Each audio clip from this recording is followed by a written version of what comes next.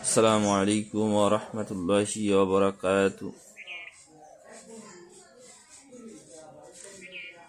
الحمد لله رب العالمين وعاقبة المتقين والصلاة والسلام على سيد الأنبياء سيد المرسلين وعلى آله وصحبه أجمعين.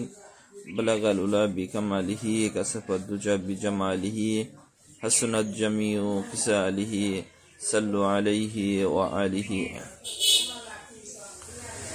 সকল প্রশংসা সেই মালিকের দরবারে যিনি সমস্ত জাহানের মালিক, আপনার আমার স্রষ্টা।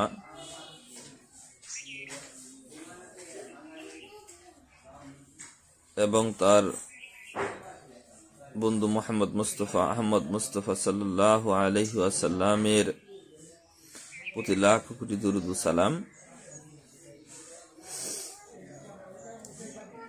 আমরা নফসের বিষয় নিয়ে এর আগে কিছু কথা বলেছিলাম।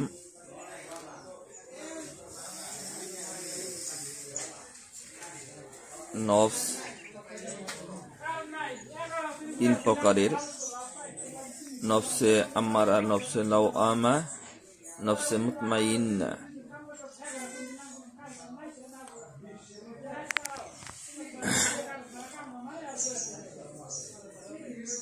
আমরা আজকে এই তিনটি নফসের কাজ সম্পর্কে জানব।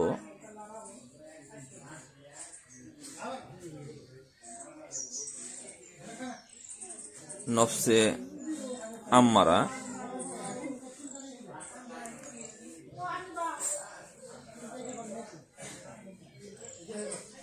যে নফস আপনার মাঝে বিরাজমান থাকলে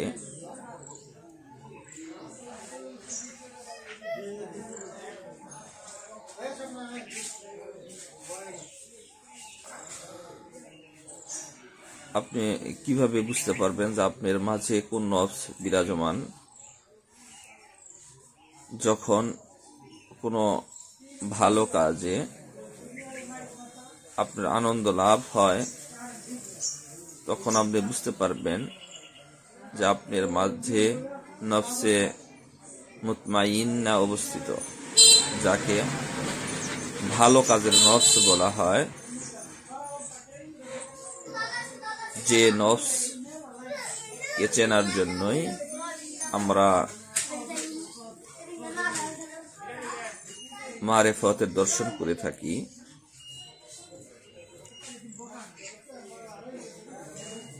আল্লামা জালালউদ্দিন রুমি রহমতুল্লাহি আলাইহি বলেন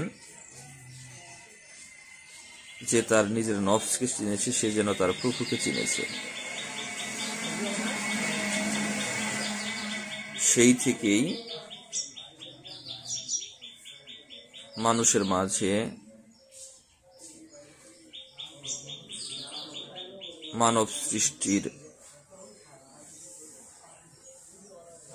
মহা আগ্রহ প্রকাশ, মানব সৃষ্টির উৎপত্তি স্থল, নিজেকে চেনার আগ্রহ প্রকাশ জাগ্রত হয়ে থাকে। সেই জন্য আপনারা যখন ভালো কাজ করবেন, দেখবেন ভালো কাজ করার সময় আপনার মনের মধ্যে একটা আনন্দ, একটা প্রশান্তি লাভ করে। এটাকে বলা হয় নফসে মুতমাইন্না বা ভালো নফস। যখন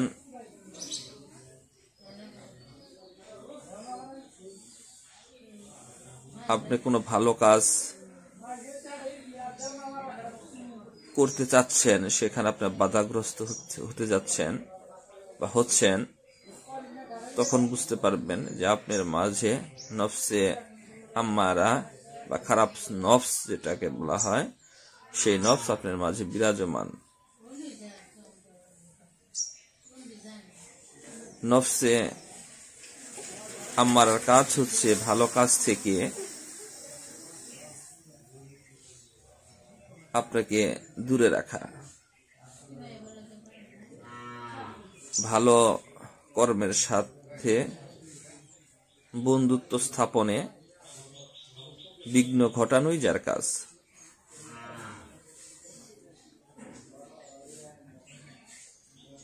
নফসে সহজ সরল ভাষায় বলতে গেলে নফস সে আম্মারা, এটা হচ্ছে খারাপ নফস। 3 নম্বর নফস হচ্ছে নফসে লাওয়ামা, যে নফস অনুসূচনাবাচক নফস বলা হয়।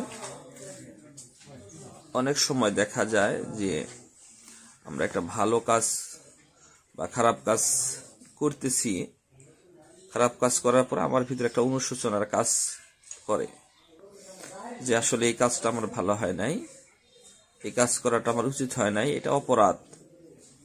এরকম অনুশোচনা যখন আমার মনের ভিতরে কাজ করে তখনই বুঝতে পারবেন যে আমার ভিতরে নফসে লাওয়ামা, এই নফসটি অবস্থিত। আমি এই নফসের মাঝে উপস্থিত আছি। এখন আমরা এই খারাপি নফস বা অনুশোচনাবাচক নফস থেকে আমরা নফসে মুতমাইন্না বা ভালো নফসের দিকে কিভাবে অগ্রসর হতে পারি, সেই দিকে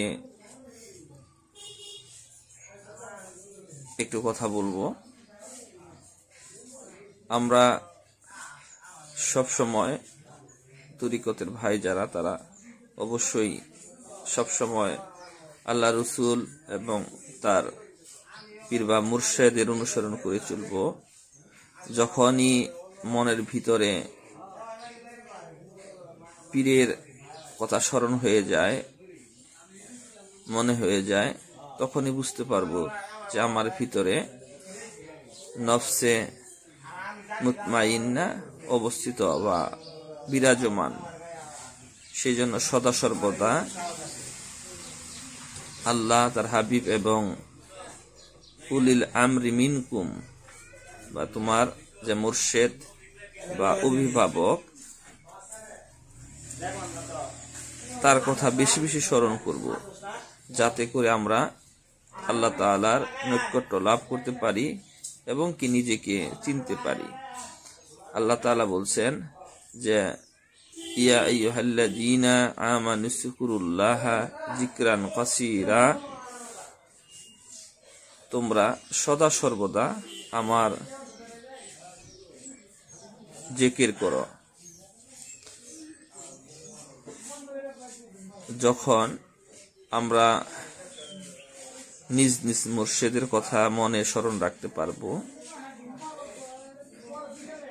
তখনই আমার রসুলের মহব্বত দিলের মাঝে পয়দা হবে। যখনই রসুলের মহব্বত দিলের মধ্যে পয়দা হবে, তখনই আল্লাহর নৈকট্য সাধন করতে পারবো। কেননা পবিত্র কোরআনের অসংখ্য আয়াতে কারিমার মধ্যে আল্লাহ তাআলা রাসূল আকরাম সাল্লাল্লাহু আলাইহি ওয়াসাল্লামের আনুগত্যের বিষয়ে কথা বলেছেন, যে রাসূলের আনুগত্য করলো সে যেন আল্লাহ তাআলার আনুগত্য করলো। সেই জন্য আমরা সদা সর্বদা রাসূলের মহব্বত পয়দা করার জন্য আপন মুর্শিদের ওজিফা সমূহ,